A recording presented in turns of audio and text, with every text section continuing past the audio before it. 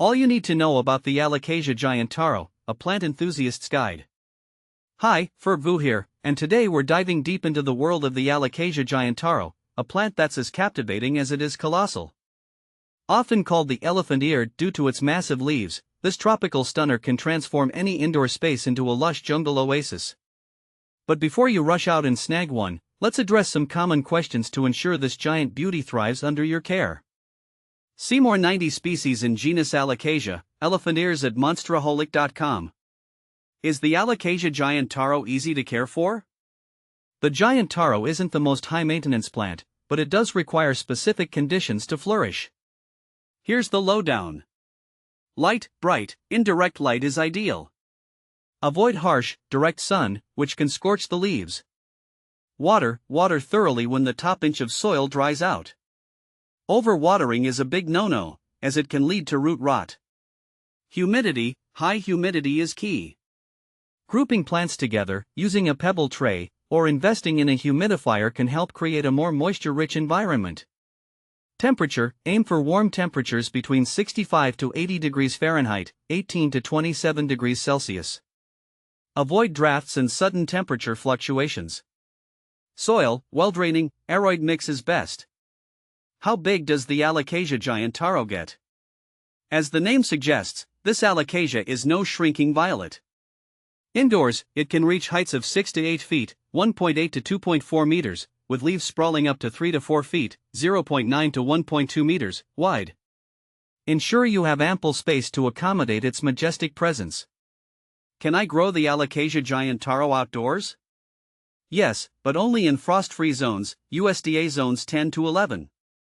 If you live in a colder climate, enjoy it as a stunning houseplant. Is the Alocasia giant taro toxic? Unfortunately, yes. All parts of the giant taro contain calcium oxalate crystals, which can cause irritation and mouth swelling if ingested.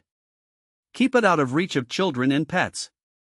Alocasia giant taro versus caladium, what's the difference? Both the giant taro and caladium boast large, decorative leaves. However, here's a quick breakdown.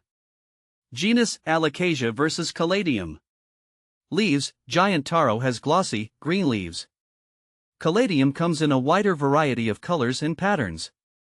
Toxicity, giant taro is toxic. Caladium is also toxic. Light, giant taro prefers indirect light. Caladium can tolerate some direct sun. If you crave vibrant foliage but have pets or curious little ones, the caladium might be a safer choice due to its wider range of non-toxic varieties. Alocasia giant taro versus philodendron, similarities and contrasts. The Alocasia giant taro and philodendron share some characteristics, but also have key differences. Family, both belong to the Araceae family, aroids. Light, both prefer indirect light. Toxicity, both are toxic. Growth habit, the giant taro has an upright, clumping growth. Philodendrons can be climbers, creepers, or upright. Leaves, giant taro has large, glossy green leaves. Philodendrons come in a wider variety of shapes, sizes, and textures. If you're looking for a climbing or vining plant, a philodendron might be a better fit. However, for a dramatic statement piece, the giant taro reigns supreme. Additional tips for Alocasia giant taro care. Here are some bonus pointers for keeping your giant taro happy.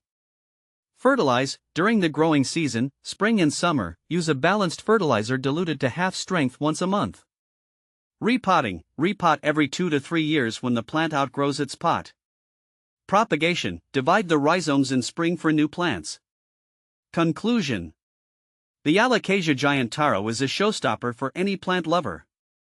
With proper care, this tropical wonder will reward you with years of lush foliage and undeniable jungle vibes. Just remember, it requires a bit more attention than your average houseplant. But for those willing to put in the effort, the giant taro is sure to become a treasured member of your indoor jungle.